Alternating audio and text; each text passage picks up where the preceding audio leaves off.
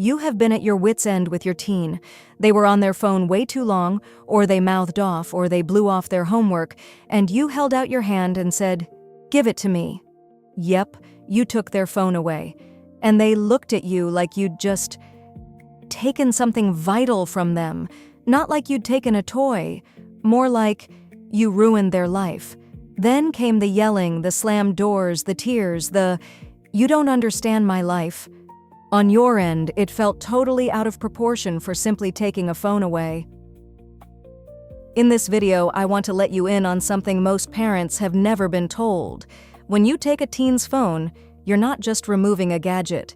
You are stepping into a very real storm in their brain, their identity, and their sense of safety. And if we don't understand that storm, our discipline can backfire in ways we never intended. By the end of this video, you're going to know 3 things. 1. What is actually happening in your teen's brain and body when you take their phone. 2. What your teen is secretly thinking and feeling in that moment, even if they're saying, "I don't care."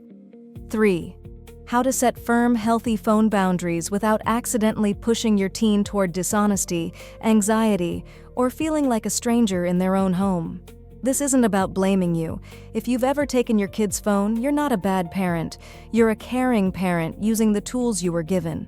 My goal is to add new tools to your toolbox, so you can still be the strong, confident parent in your home, with a deeper understanding of what's going on under the surface. Let's find out what your teen thinks when you take their phone away. Why your teen's phone is not just a phone. Let's start with something that might feel a little uncomfortable, but it's the key to everything. To your teenager, their phone is not a luxury item. It is a lifeline. Let me ask you something. Do you remember what it felt like to be a teenager and just need your friends? Like viscerally need them? Research shows that for today's teens, the smartphone has become 3 things at once: a primary reward center in the brain, a social lifeline, and a central piece of their developing identity. In psychology, there's a concept called a transitional object. Things like a toddler's favorite blanket or stuffed animal that help them feel safe while they're learning to handle the world. Modern Times suggests that, for many adolescents, the smartphone has taken over that role. It has become their digital security blanket, their safe base when the world feels overwhelming. On top of that, their phone is where they talk to friends, express themselves, document their life, try on different versions of who they might become. So when a parent removes the phone, it doesn't land as, "I'm taking a device." To the teen, it can feel closer to, "I'm cutting you off from your friends, your voice, and the place you feel most like yourself." Many teens describe it as feeling blank or invisible, like their life doesn't count if it's not being recorded or shared. You don't have to agree with that for it to be real to them, but seeing it through their eyes helps us respond like wise leaders instead of accidental enemies. And yes, wouldn't it be great to get kids off their phones entirely? But that is conversation for another video. What's happening in their brain and body when you take away the phone? Now let's go under the hood, because your teen's reaction is not just drama. There are real neurobiological processes happening when you say, "Hand me your phone." First, a teenager's brain is still under construction. The part that handles planning, self-control, and weighing long-term consequences, the prefrontal cortex, is one of the last areas to fully mature. Meanwhile, the emotional and reward system, including the amygdala and other brain structures, is already highly active and hungry for stimulation. Smartphones plug directly into that reward system. Every notification, like, or new video sends a little burst of dopamine. The brain's "pay attention, this feels good, do it again" chemical. Over time, the brain adapts by turning down its sensitivity to dopamine, so the teen needs more frequent digital hits just to feel okay. This is the same basic pattern we see in addictions. Here's where it gets intense for parents. When you suddenly remove the phone, you're not just removing entertainment, you're cutting off a consistent dopamine stream. That can trigger a mini withdrawal, irritability, strong cravings, emotional outbursts, and a feeling of, "I literally can't handle this." Studies looking at teen brains even show changes in key brain regions in teens with problematic phone use. The prefrontal cortex shows reduced excitability and less efficient self-regulation. The amygdala can become hyperactivated, which means more irritability and an exaggerated sense of threat. The anterior cingulate, the brain's conflict monitoring alarm system, can be chemically dampened, making it harder for the teen to notice, "Wow, I'm using my phone too much." So when you step in and say, "Enough, I'm taking it," their brain isn't quietly saying, "Thank you for this healthy boundary." It's often screaming, "This doesn't make sense. I need this to feel okay," on a chemical level. Again, that doesn't mean you should never set limits. It means that when you do, you're working against some powerful brain wiring, and you'll get farther with strategy and empathy than with shock and awe. The hidden emotions, nomophobia, FOMO, and the internal monologue. Let's move from the brain to the heart. What is your teen actually feeling and thinking when their phone disappears? Researchers use the term nomophobia, the fear of being without your mobile phone. In teens, it shows up as 4 main fears. Fear of not being able to communicate, fear of losing connection, fear of not getting information, fear of losing the comfort the phone provides. When their phone is taken, many teens experience real physical symptoms: faster heart rate, changes in breathing, sweating, even phantom vibrations where they swear the phone is buzzing somewhere.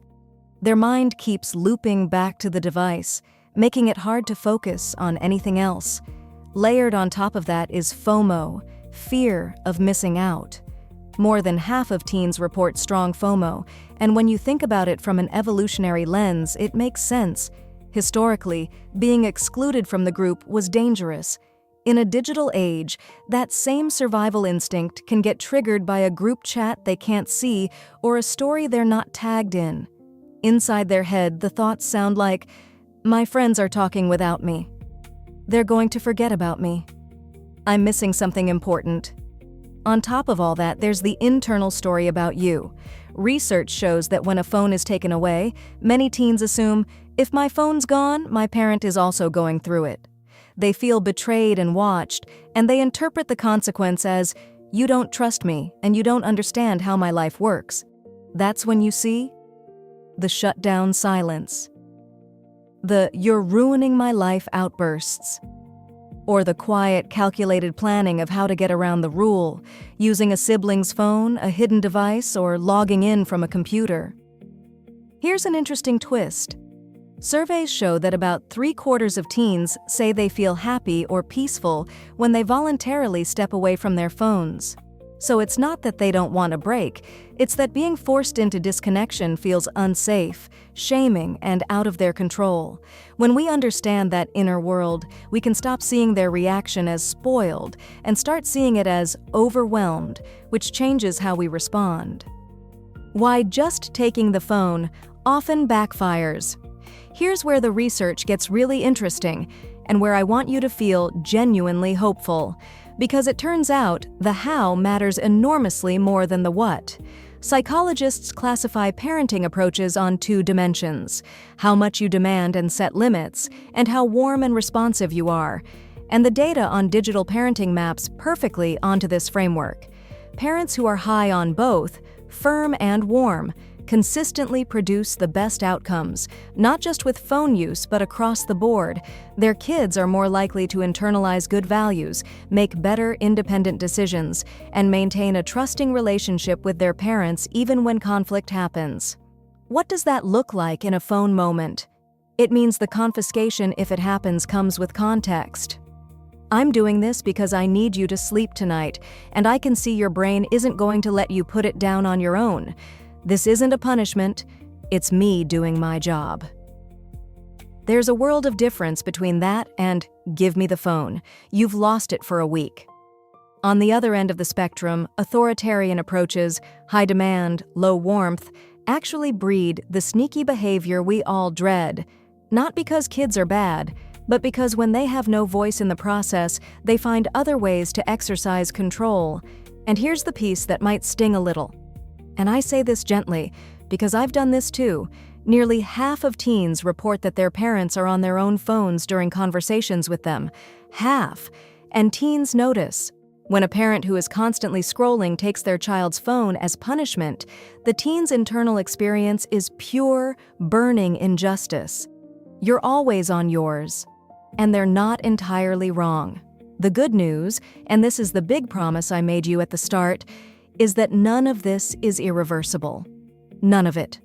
The teen brain is wildly plastic. It is literally designed to be shaped by its environment, which means your next conversation, your next decision, your next moment of choosing curiosity over control, it genuinely matters, more than you know.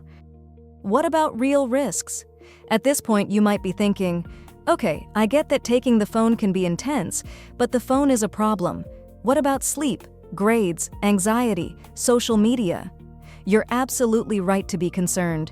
The U.S. Surgeon General and other sources shows that heavy social media use, more than about 3 hours a day, is linked with higher risks of depression, anxiety, body image issues, sleep problems, and lower academic performance.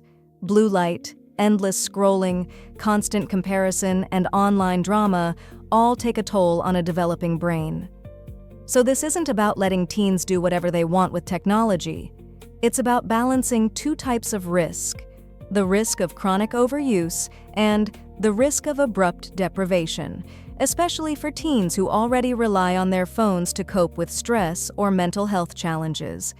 In clinical settings, when phones are taken away from highly vulnerable teens with no support and no alternative coping skills, it can actually increase emotional dysregulation and make it harder for them to engage in therapy. That's not what any of us want at home. So the question becomes, how do we protect our kids from the harms of technology without harming the relationship and their mental health in the process? How to be a digital leader, not a digital dictator. Let's talk about what does work. This is where your pride and hope as a parent come in. The research points to a shift from control to teaching responsibility. You're not just the rule enforcer, you're the coach helping your teen build the inner skills they'll need in an always-on world. Here are some evidence-aligned strategies. 1. Use logical, connected consequences. Try to link the consequence directly to the issue. If your teen is staying up all night on TikTok, a logical consequence might be, phones stay in the kitchen overnight so you can get the sleep your brain needs. If they're ignoring homework for a particular game or app, limit that specific app rather than nuking the entire device. Randomly taking the phone for unrelated infractions, your room's messy, handed over, tends to feel arbitrary and power-based, which breeds resentment and sneakiness. 2. Ground yourself before you act. When you're angry, your own nervous system is activated, and your teen's brain will read your tone as threat, not guidance. If you can pause, even for a minute, before deciding on a consequence, you're more likely to choose something thoughtful and consistent instead of something you regret. A simple script might be, "I'm upset right now. I'm going to take a few minutes and then we'll talk about what happens next with your phone." 3. Lead with curiosity, not accusation, instead of opening with, "What were you thinking?" or "How could you do this?" Try, "Can you help me understand what led up to this?" That question signals, "I'm on your team, even if I don't like the choice you made." If you've seen something concerning on their phone, skip the secret surveillance vibe. "I saw some messages that worried me. I'm not here to shame you. I'm here to figure out how to keep you safe. Can we walk through this together?" 4. Set boundaries with them, not just for them. You remember when you were a teen and felt like no one listened to you? Whenever possible, invite your teen into the process of setting tech rules.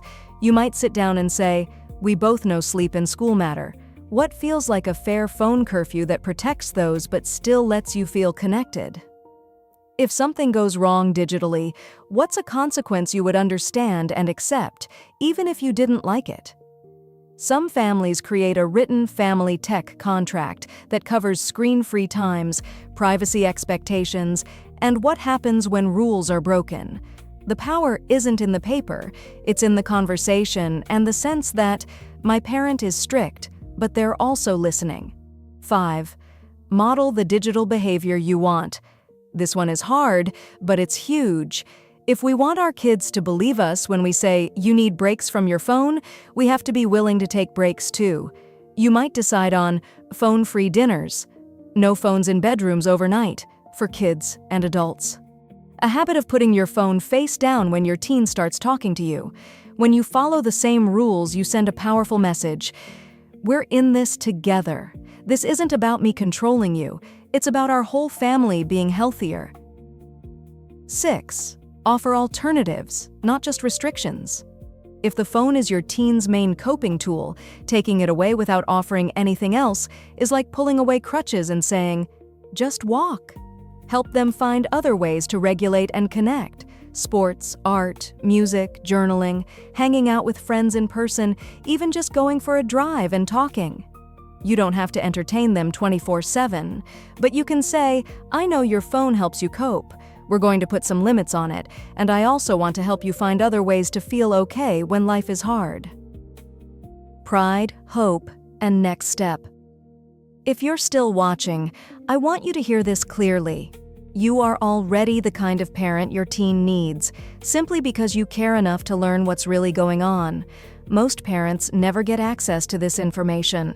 They just keep escalating punishments, wondering why things don't get better. You're doing something different. You're choosing to be a digital leader instead of a digital dictator, someone who sets firm boundaries and understands the very real emotional and neurological storm their child is facing. You won't get this perfect. No one does. There will still be eye rolls and slam doors sometimes.